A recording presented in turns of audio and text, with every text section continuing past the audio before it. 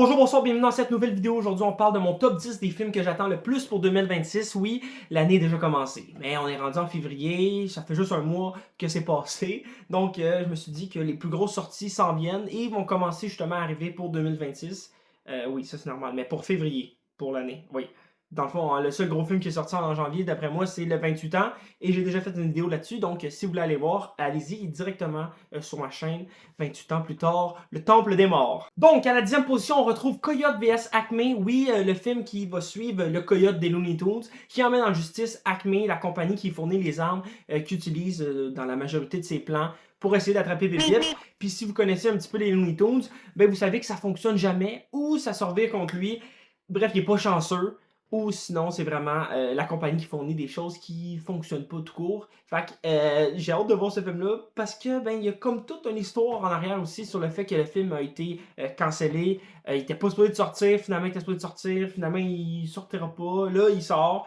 Fait que jusqu'à temps que je sois assis en salle pour le voir, je vais pas y croire. Et c'est un film qui mélange live action, animation, un petit peu à la Space Jam et les Looney Tunes contre-attaque avec Brendan Fraser. Est-ce que c'était ça le titre du film?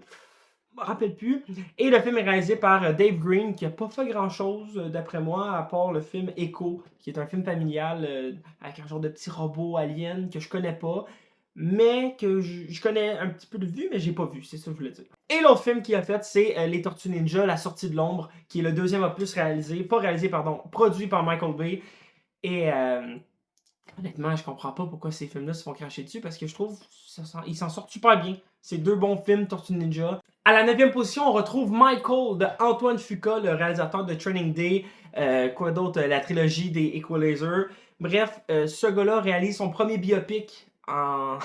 Il prend pas n'importe qui pour commencer. Hein? C'est Michael Jackson lui-même. On va suivre sûrement son enfance à sa mort. Et là, le petit bémol que j'ai face au film, c'est que on sait que la fin était supposée parler des allégations d'agression. Est-ce que je vais me faire censurer par YouTube? Bref, tout le penchant sombre de la fin de l'histoire, de tout ce qu'on a su, révélation, bref. Et la famille avait comme un droit de veto, puis ils ont décidé de refuser qu'on parle de ça dans le film. Fait que je trouve ça un petit peu de valeur parce que ça fait partie un petit peu du personnage ou je vais dire la légende, même si c'est un peu taché par ça. Ah, tu sais, je suis comme, pourquoi vous coupez ça? Je pense que ça aurait pu être intéressant d'en parler. Peut-être même ça aurait été la chose la plus intéressante du film. Mais bref, j'y vais vraiment pour la musique, pour vivre ça en salle, parce que c'est sûr que au niveau des tunes, ça va être incroyable, parce que c'est du Michael. Mais est-ce que l'histoire va être entachée par une fausse vérité qu'ils vont vouloir installer durant le film, parce que la famille veut protéger l'image de Michael? Je sais pas. Numéro 8, Scary Movie 6, oui, le retour des Wayans. Et on peut pas ne pas aller voir ça. J'espère que ça va marcher au bout parce que Scary Movie, il y a tous les films parodiques, même les films de comédie américaine, il n'y en a pas tant que ça. C'est souvent relégué au plafond de streaming. La dernière grosse comédie que j'ai vue en salle, ça serait Game Night, je pense, avec Jason. Jason Blum, non, je me rappelle plus son nom. Le film va être réalisé par Michael Titus, qui est le gars avec qui Marlon Wayans fait la majorité de ses films depuis La Maison hantée de 2013, la suite 2014-2015, le Fifty Shades of Black, les films Netflix qui étaient corrects, là, celui-là, genre, il y a 7 Marlon Wayans qui jouent 7 personnages différents. C'est-tu des frères et sœurs, ou je m'en rappelle plus. Les films Netflix, en général, c'est pas ma tasse de thé, mais des fois, quand t'as rien à faire, ça passe. Mais The Rip, que j'ai vu à date cette année, est très bon, fait que allez-y pour vrai, ça vaut le détour. Pour ce qui est du numéro 7, on retrouve Scream 7, oui, bien évidemment, je me suis dit on va mettre 7 et 7 ensemble. Honnêtement, les numéros, c'est juste pour le fun de faire un top. Mais Scream 7, le nouvel opus de la saga Frisson, c'est le grand retour de Sidney Prescott. Oui, Neve Campbell qui revient parce que dans le 6, ça avait demandé trop d'argent. Et là, ben, ils ont remarqué que tout le monde était parti parce que Jenna Ortega, l'autre actrice principale, je ne me rappelle plus de son nom, s'est poussée du projet. Les réalisateurs sont partis aussi. C'était la catastrophe. Fait qu'ils ont même rappelé le scénariste du premier film et du deuxième et du quatrième où il n'a pas fait le 3. C'est peut-être pour ça que je l'aime moins. Fait que c'est ça, Kevin Williamson est à sa deuxième réalisation avec ce film-là et c'est ça qui me fait peur. C'est que oui, ça a beau être un bon scénariste, est-ce qu'il est capable de manier la caméra ou de diriger les gens pour que ce soit un bon film? Je suis un petit peu plus craintif. Mais rendu là, la saga Scream est déjà au bas fond avec tout ce qui est arrivé entre le 6 et le 7 pour tout ce qui touchait la production. J'ai très hâte de voir ça. On dirait que j'ai hâte de voir le film en même temps. On sait déjà un petit peu tout à quoi s'attendre. C'est sûr qu'ils ramènent du tout. La majorité des personnages qui sont décédés reviennent. Mais là, on ne sait pas si ça va être pour le présent ou tourner des scènes dans le passé. Bref, ils vont nous organiser quelque chose d'assez solide, je pense, pour ce 7e opus-là de Scream. Puis je trouve ça très drôle de se rendre compte qu'il y en a un Scream puis un Scary Movie qui sortent la même année quand il y en a un des deux qui est la parodie de l'autre. Fait que tu vois, ça a un gros message sur le cinéma. Pour ce qui est du numéro 6, il y en a peut-être beaucoup qui vont dire que c'est trop bas, mais c'est mon top à moi. Fait que si vous voulez faire le vôtre, faites-le dans les commentaires, puis likez en même temps la vidéo, comme ça va être le fun, on va pouvoir interagir. Bref, c'est The Odyssey de Christopher Nolan, oui, celui qui nous a pondu des petits bangers par-ci, par-là. Et ben c'est ça, hein, c'est peut-être le plus gros attrait pour aller voir le film, c'est le fait que ça soit réalisé par Christopher Nolan. C'est peut-être un des seuls derniers réalisateurs qui vend autant par son nom. Peut-être que Quentin Tarantino, quand il va sortir de son dernier film, tout le monde va se garocher en salle.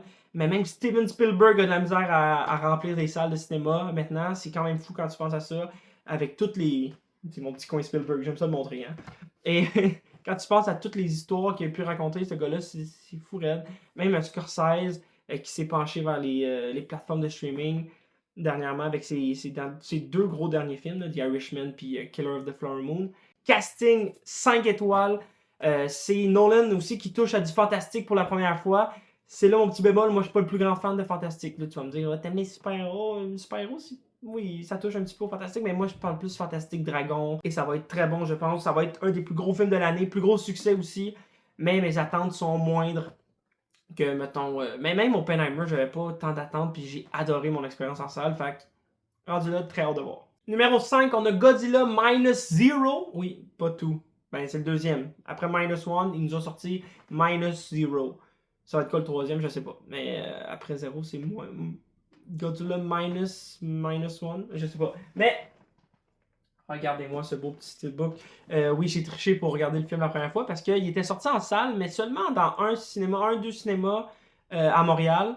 Ça me tentait pas de me déplacer. Moi, je suis toujours dans la rive sud. Bref. J'ai acheté ce super beau steelbook-là au Sunrise quand j'ai eu la chance de le voir parce que sur Amazon, il était discontinué, indisponible. Donc, très très bon film. Tout est magnifique. Que ce soit les posters, le Godzilla en général, il est vraiment beau. Ils ont été capables de se détacher un petit peu de celui du Monsterverse de Warner, mais tout en gardant l'essence principale de Godzilla.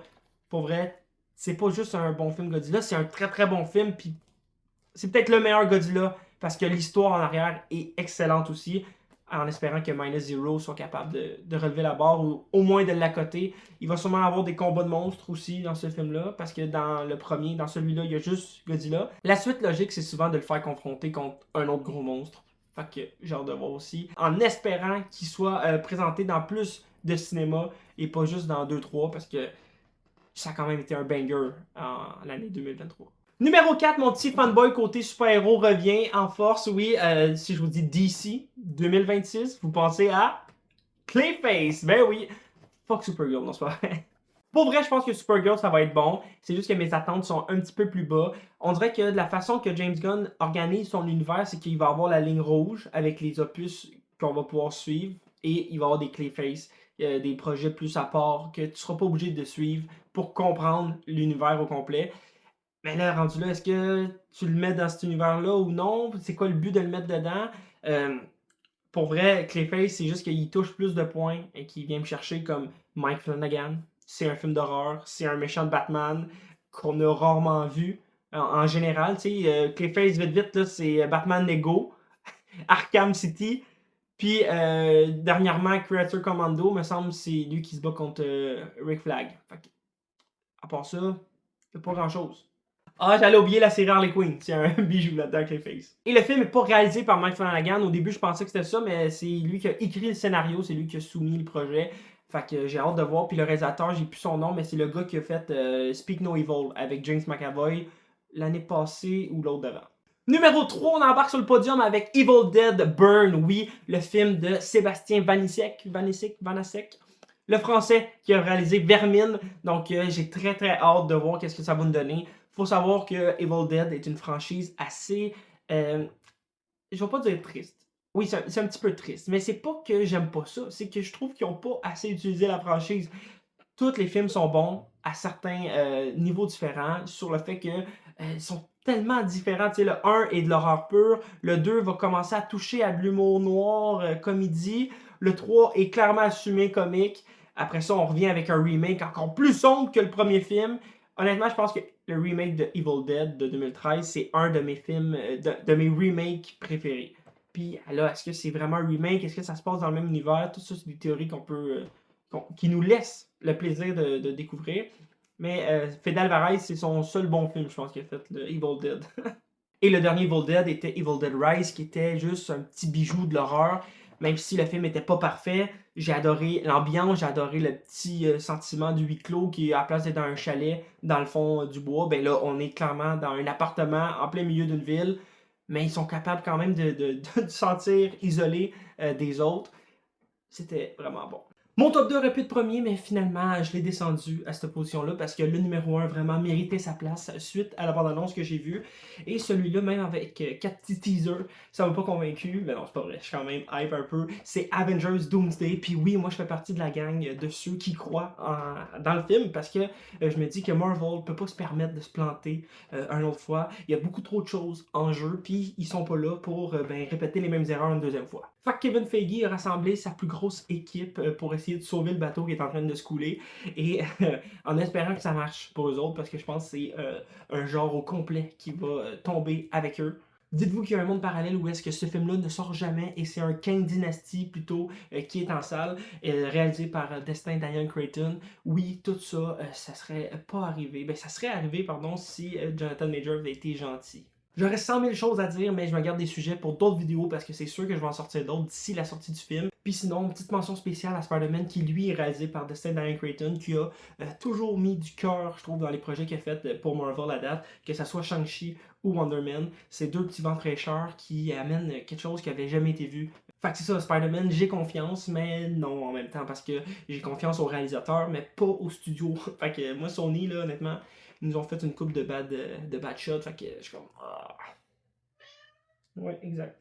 Et mon top 1, le film que j'attends le plus en 2026, c'est Super Mario Galaxy. Oui, si un jour on m'avait dit, Oli, le film que tu vas attendre le plus d'une année, c'est un film Mario, j'y aurais pas cru. En tout cas, j'y aurais jamais cru avant de voir au moins le Mario de 2023. Ce film-là, ben, c'est tout simplement un banger. Fait que si vous l'avez pas vu, ben, écoutez-le, ça pas juste...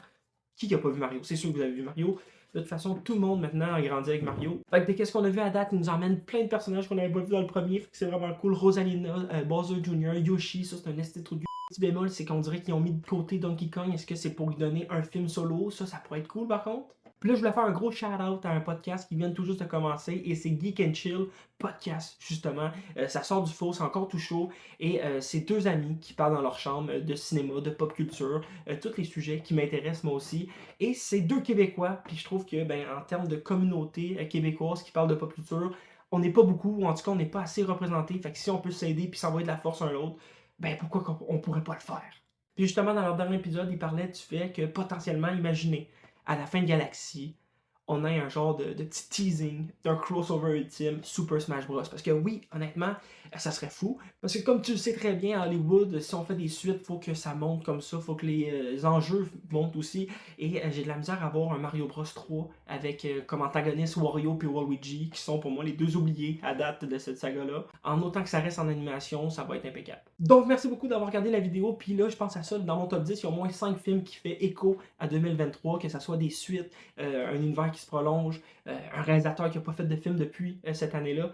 Et ça fait juste montrer, je pense, que 2024 puis 2025, c'était quand même 2 années assez faibles en termes de cinéma. Mais là, c'est vrai, merci beaucoup d'avoir regardé la vidéo. Vous pouvez marquer en commentaire votre top ou même votre film que vous attendez le plus dans l'année 2026.